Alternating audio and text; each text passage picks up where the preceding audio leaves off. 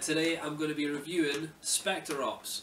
Specter Ops is a game for 2 to 5 players, was released in 2015, designed by Emerson Manzucci, released and published by Nazca Games and Plaid Hat Games.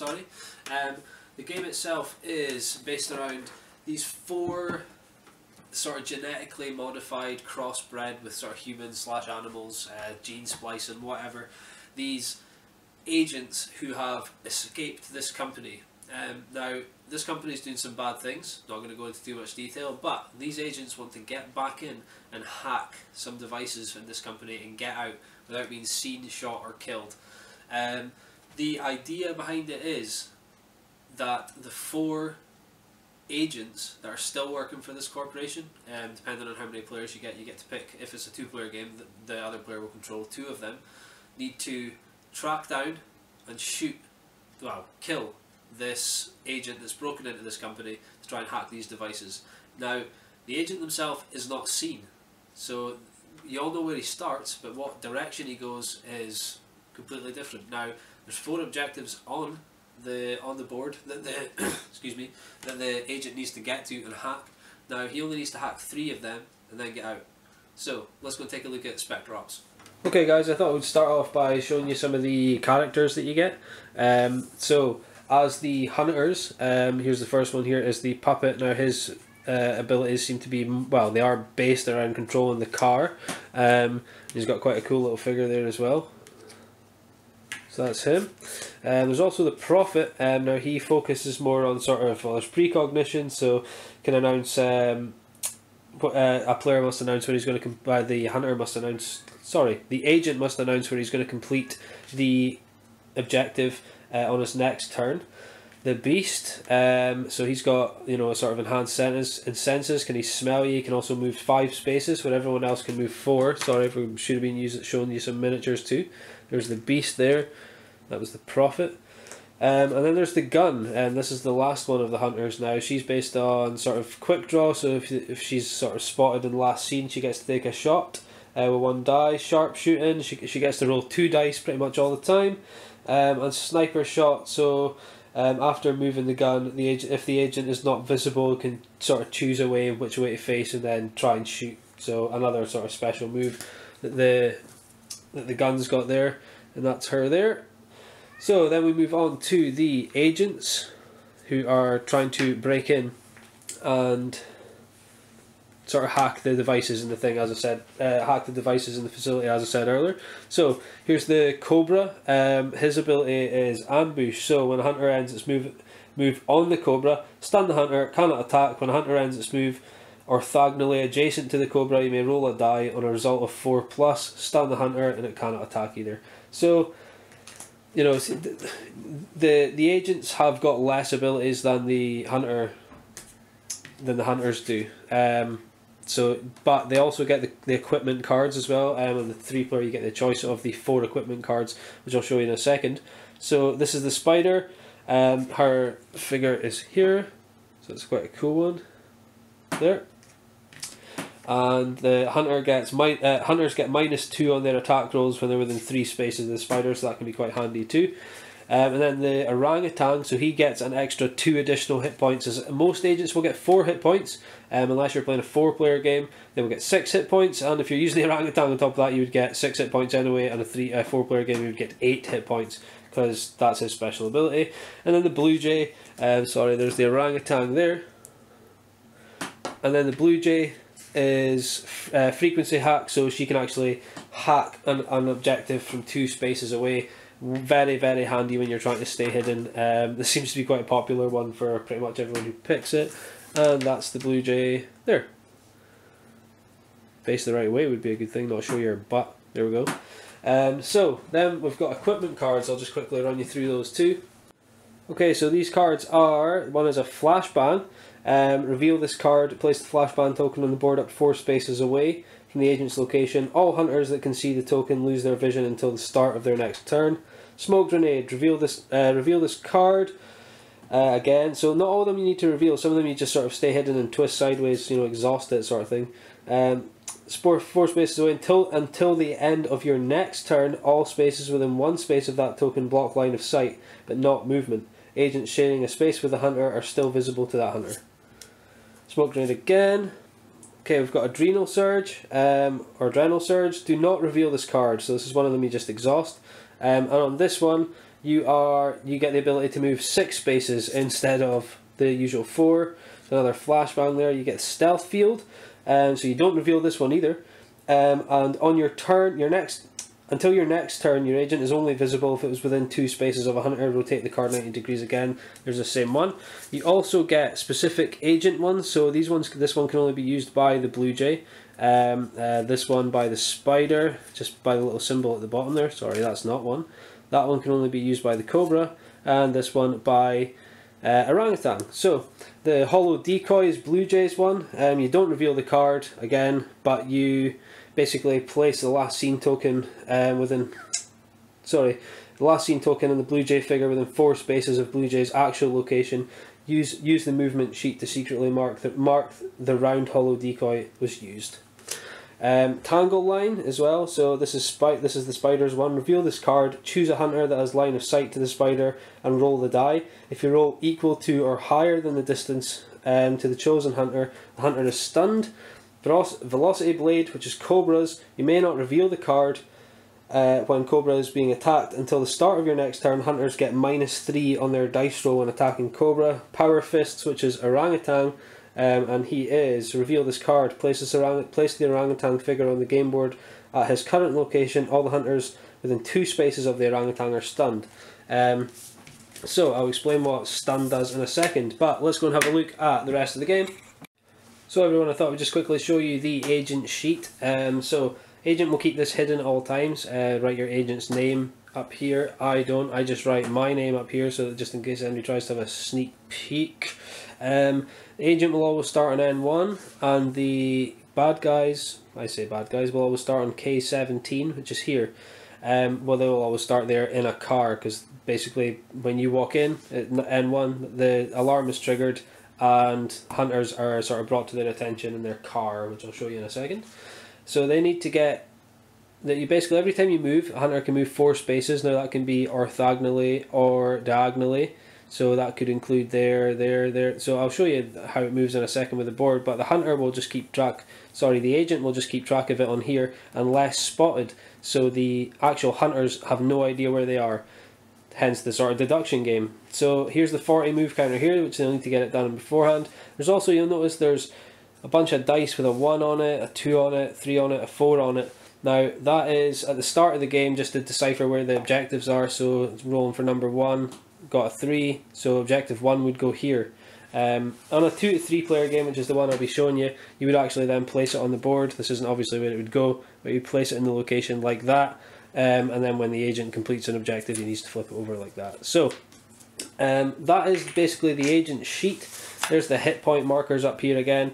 So you need to get hit, if a 2 to 3 player game, if you get hit 4 times you're dead, unless you're the orangutan who has toughness, who has 6 points. So you need to get in, hack 3 of these, get out before you get hit, and preferably not seen, so this stays secret the whole time. Like that's ever going to happen. Let me go and show you just how the game works and how everyone would play, move, and you would see. Okay, one thing I did just quickly want to show you guys is that when the agent enters the building, like I said, the alarm is triggered, so the agent would enter up here. You wouldn't see now bearing in mind the hunters would not see this figure. I'm just using this figure on the board so that you guys could see how he would move and what he would do. But the agents start off in this car. Very exciting cardboard flat piece. So you just put them in there, just stand them up, and that's basically how you do. You can see on this game I'm going to choose the Beast and the Puppet, who are my 2 favourite ones. Now, the agent himself is the orangutan, but when he comes in he gets to move 4 spaces, so just say you can move there to J4. Now, bearing in mind that he can move, again, the hunters can't see him, but he can move 4 spaces in any direction and the hunters have no idea. So he's moved down to J4, but to give the hunters an advantage, they do start off with in the car, which can move 10 spaces. Now the car can only stay on these double track roads here. Let's go across here and up here, across here again. Now So not across there, sorry, just there, yeah, across there, down here, there. So there is quite a few of them, but that has to stay at that, but it can move diagonally or orthogonally across that in 10 spaces. Ending now, the 10 spaces goes across the round, so you need to split those 10 spaces between the two agents if, the two hunters if you want to, but the main aim, I guess, on this instance would be to move 10 spaces and just both jump out. Now, entering and exiting the vehicle does end your movement. So you would move 1, 2, 3, 4, 6, 7, 8, 9, 10, say. And then the beast would jump out here and the puppet would jump out here.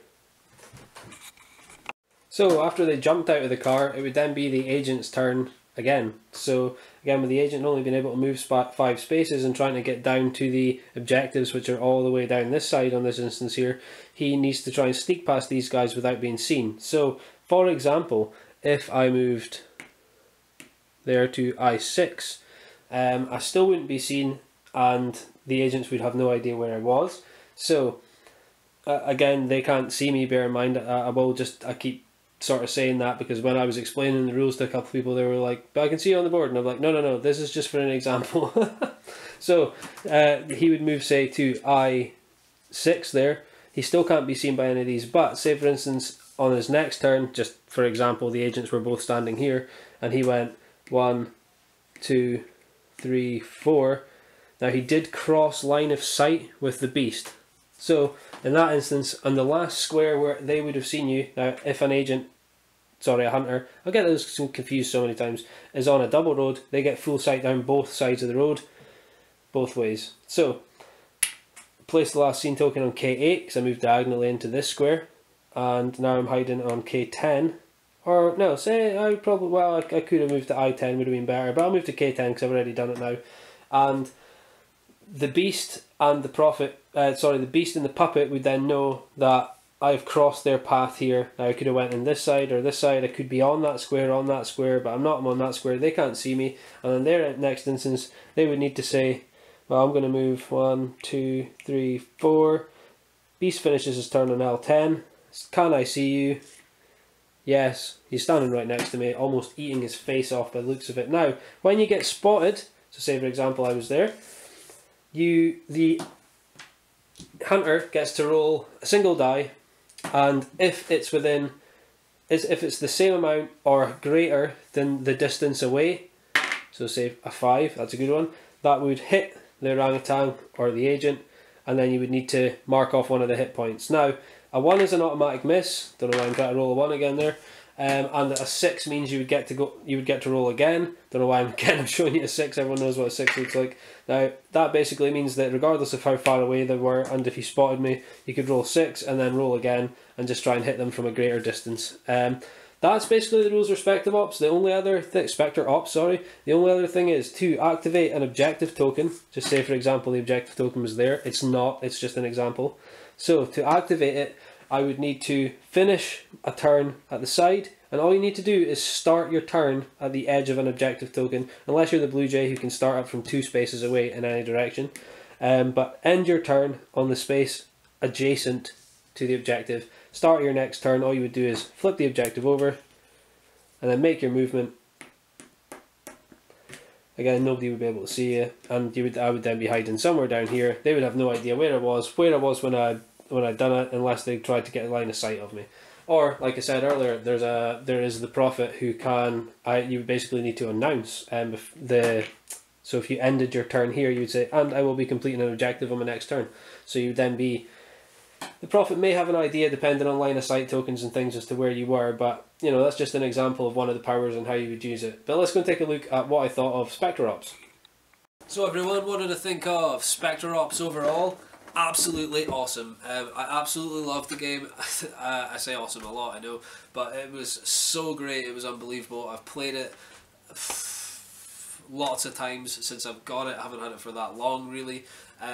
I have yet to play it 5-player, so that's the variant where I didn't go into that in the game. But if you play it 5-player, there is 5 cards that the agent gets. He deals them 4 cards that the agent gets. Sorry, he deals them out to the 4 hunters that are sort of tracking him down.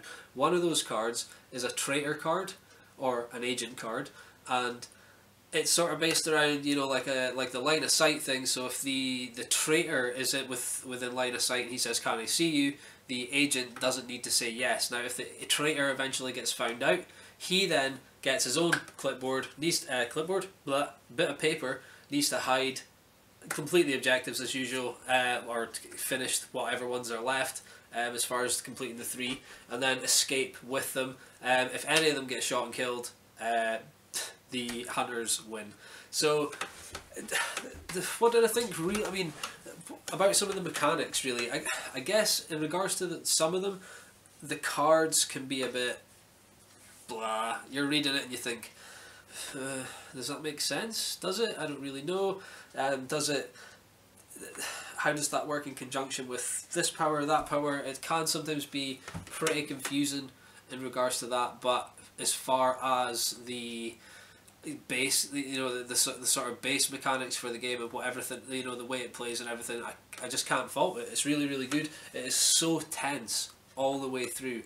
Now, you always feel like when you're the hunter, you think, I'm never going to find this guy. How are we going to find him? I don't have no idea where he is. Use the motion detector, he's gone. You know, you just, it's really, really tense on that side. And then when you're the agent, exactly the same. You think, how am I going to, you know, I'm just going to try and complete these objectives as quickly as I can and get out. Or you take the opposite approach where you sort of dawdle and go slow and take fewer steps so you can't be tracked by the motion detector in the car. It's just, there's so many different things that you can do with the game, and it is just so much fun. It really is. I can't recommend this game highly enough. There's a few of my friends that are yet to play it and they're a bit like, meh. They're playing it, trust me. It's definitely going to happen. I don't understand. Honestly, anyone who is a serious gamer and really wants any type of deduction game in their collection, I would recommend Specter Ops 100%. I really enjoy it. So, what do you guys think of Specter Ops? If any of you have played it, let me know. Comment down below. Again, if there's anything you'd like me to see me do, review, or talk about in the future, just comment down below. Don't forget to like, comment, and subscribe. Catch you guys later.